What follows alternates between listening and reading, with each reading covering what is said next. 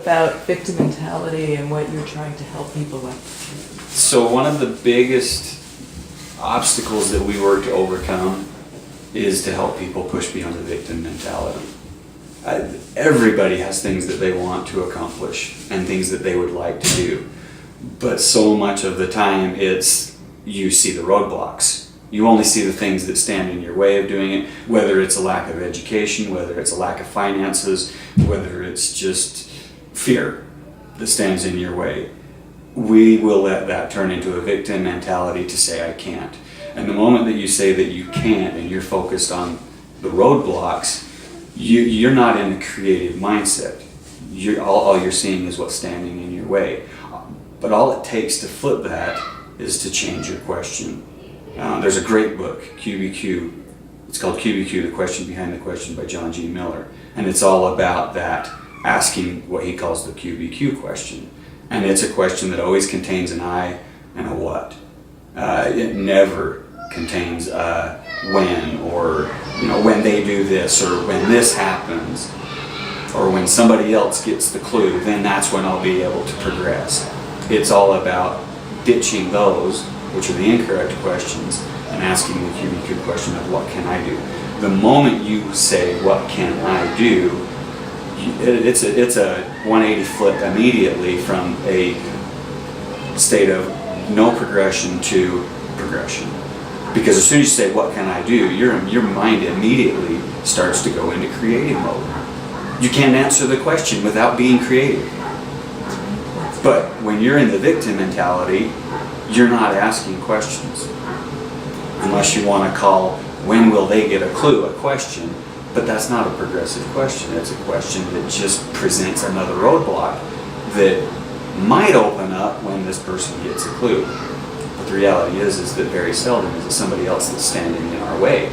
They might create obstacles for us, but they never ever prevent us from overcoming those obstacles.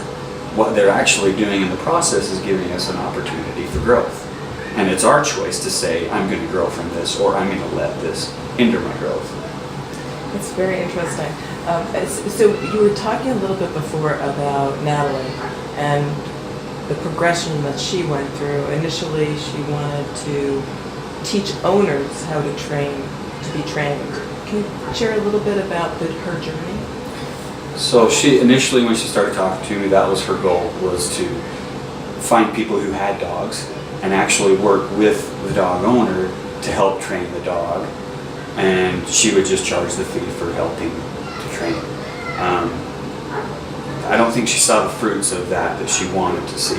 Her goal was, when she first sat down and said to me, was I want to get this to a point where this is my sole source of income. I don't have to work part-time over here to help finance my dream. I want my dream to finance itself. And through her experience of trying to work with dog owners, just not getting the interest in it, then it led her to, when the opportunity with a puppy came up, it was, okay, I could train a puppy and then sell a puppy trained, which you can see from the process where the lack of interest on a dog owner in being involved in the training process. It's human nature to be lazy. We want it without the effort. And there's a lot bigger market, as Natalie's proving, for the dog owner that wants to say, I want to buy a dog that's trained. I don't want to have to go out there and work with them every day. I want instant gratification. And that's what Natalie tapped into, was, here's how I can supply some instant gratification. My goal was to sell them. My goal was $1,000. If I made $1,000, I could buy another dog for $1,000. But I sold them for $2,000. So I was like, above and beyond what I wanted to do. And that is actually something that we fully expected with it. You can use you take work as an example, and you say, this person is going to do this job. When you add a second person in to help them do that job, you almost never see a double jump in production. I mean, that's the math. One person can do this much, two people can do twice as much. But when it comes to work, it's not. It's multiplication beyond that. And you get what one person can do by themselves, you add another person into it, and now they're doing 3 to 4 times what that individual can do.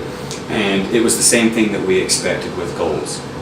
that you take somebody who sets a goal and you start adding accountability, you help them get beyond the victim mentality, taking ownership of their own situation, and helping them to identify the things to help set smart goals and develop good habits. We didn't expect to see them just accomplish their goals. We expected them to excel beyond their goals. Natalie's proof of that. I am blown away.